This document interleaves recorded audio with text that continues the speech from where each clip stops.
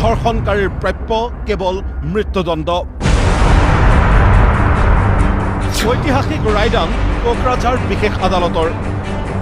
2021 চনৰ 11 জুনত কোকৰাঝাৰৰ অভয়াখুটিত সংঘটিত অমানৱীয় ঘটনাই জোকাৰিছিল ৰাজ্য।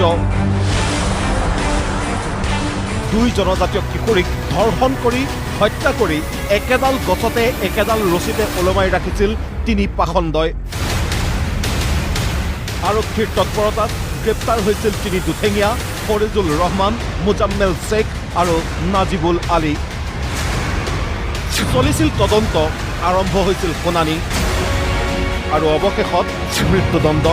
ইনভেষ্টিগেশ্যন কৰি আসামীসকলক ধৰিলে আৰু অতি সোনকালে 3 মাহৰ ভিতৰতে চাৰ্জশ্বিট দাখিল কৰিলে। তাৰপিছত আমাৰ ন্যায়ালয়ৰ প্ৰক্ৰিয়া, ন্যায় প্ৰদান কাৰণে প্ৰক্ৰিয়া, কেছটো আৰম্ভ হৈ গ'ল আৰু আজি আহি জাজমেণ্টটো দিলে আৰু 3জন আসামীৰ বিৰুদ্ধে মৃত্যুদণ্ড ৰায়দান শুনালে মহামান্য আদালত স্পেচিয়েল জাজ কোকৰাঝাৰ চি চতুৰ্বেদী।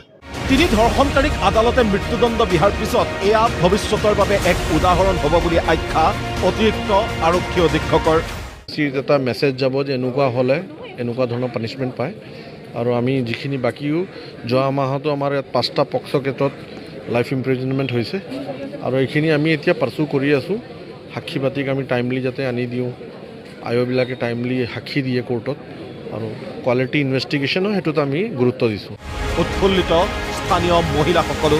মৃত্যুদণ্ডৰ যিটো ৰায়দান দিলে সেইটো লৈ আমি যথেষ্ট সুখী, কাৰণ আমিও এইটোও বিচাৰিছোঁ যে এনেকুৱা ৰেপিষ্টবিলাকক মৃত্যুদণ্ডই হ'বই লাগে বুলি আমি আগৰ পৰাই আমাৰ অসম চৰকাৰক আৰু আমাৰ BTC চৰকাৰক আমি এইটোৱেই দাবী কৰি আহিছিলোঁ। আজি আমাৰ এই দাবীটো পূৰণ হ'ল আৰু সুৰক্ষাৰ ক্ষেত্ৰত আমি সুৰক্ষিত বুলি আমি ভাবোঁ। আৰু কোকৰাঝাৰৰ পৰা ৰিনয় বসুমতাৰীৰ ৰিপৰ্ট, প্ৰতিদিন টাইম।